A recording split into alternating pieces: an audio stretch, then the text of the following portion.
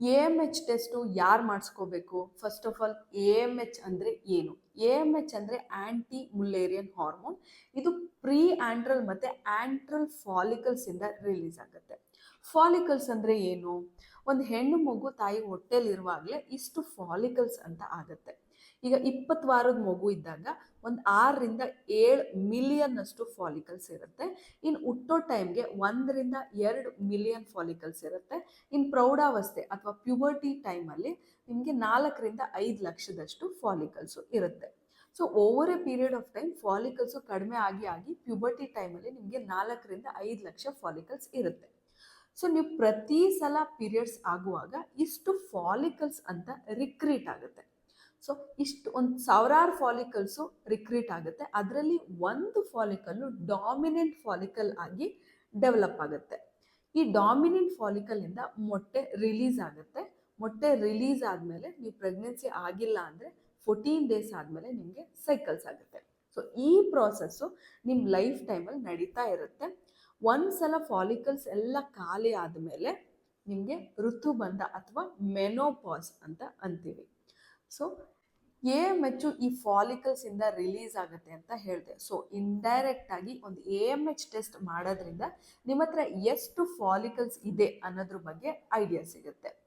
So ಎಷ್ಟು follicles ಇದೆ ಅಂತ ನಿಮ್ಗೆ ಯಾಕೆ ಗೊತ್ತಾಗಬೇಕು? Because of fertility concerns. So pregnancy plan ಮಾಡ್ತಿರೋರು ಎಲ್ಲರೂ ಎ.ಎಮ್.ಎಚ್ ಟೆಸ್ಟ್ನ ಮಾಡಬೇಕಂದ್ರೆ ಖಂಡಿತ ಇಲ್ಲ.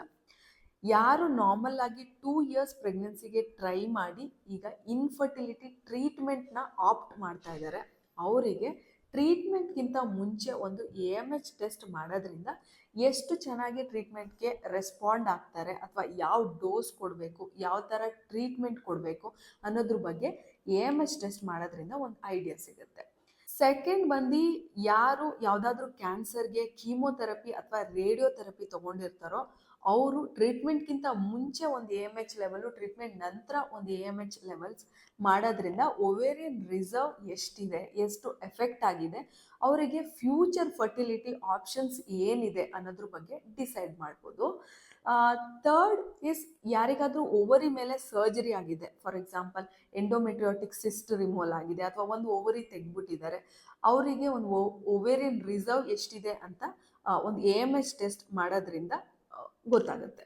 ಇನ್ ರೀಸೆಂಟ್ ಇಯರ್ಸಲ್ಲಿ because of the career concerns and late marriages ಒಂದು ಎ.ಎಮ್.ಎಚ್ ಟೆಸ್ಟ್ ಮಾಡೋದ್ರಿಂದ ನಿಮಗೆ ಪ್ರೆಗ್ನೆನ್ಸಿ ವಿಂಡೋ ಎಷ್ಟಿದೆ ಅಂತ ಗೊತ್ತಾಗುತ್ತೆ. ನೀವು ಎಷ್ಟು ಬೇಗ ಪ್ರೆಗ್ನೆನ್ಸಿನ ಪ್ಲ್ಯಾನ್ ಮಾಡಬೇಕು, ಎಷ್ಟು ಲೇಟಾಗೂ ಪ್ರೆಗ್ನೆನ್ಸಿನ ಪ್ಲ್ಯಾನ್ ಮಾಡಬಹುದು ಅನ್ನೋದ್ರ ಬಗ್ಗೆ ಐಡಿಯಾ ಸಿಗುತ್ತೆ.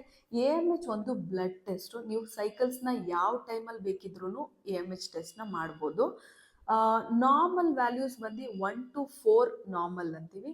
Less than 1 is low AMH, less than 0.3 is very low AMH, more than 4 is high AMH, more than 7 is very high ಎ.ಎಮ್.ಎಚ್.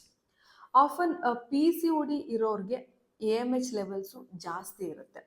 ಯಾಕೆ ಅಂದರೆ ನಂಬರ್ ಆಫ್ ದ ಫಾಲಿಕಲ್ಸು ಮತ್ತು ಸೈಜ್ ಆಫ್ ದ ಫಾಲಿಕಲ್ಸು ಜಾಸ್ತಿ ಇರುತ್ತೆ. ಒಂದು ಡಾಮಿನೆಂಟ್ ಫಾಲಿಕಲ್ ಆಗೋದಕ್ಕೆ ಪ್ರಾಬ್ಲಮ್ ಇರುತ್ತೆ P C ಇರೋರಿಗೆ infertility treatment ಏನಾದರೂ ಕೊಡ್ತಿದ್ರೆ ಎ.ಎಮ್.ಎಚ್ ವ್ಯಾಲ್ಯೂಸ್ ನೋಡಿಕೊಂಡು ಓವರೀಸ್ ಏನಾದರೂ ಹೈಪರ್ ಸ್ಟಿಮ್ಯುಲೇಟ್ ಆಗ್ಬೋದಾ ಅನ್ನೋದನ್ನು ಪ್ರಿಡಿಕ್ಟ್ ಮಾಡ್ಬೋದು.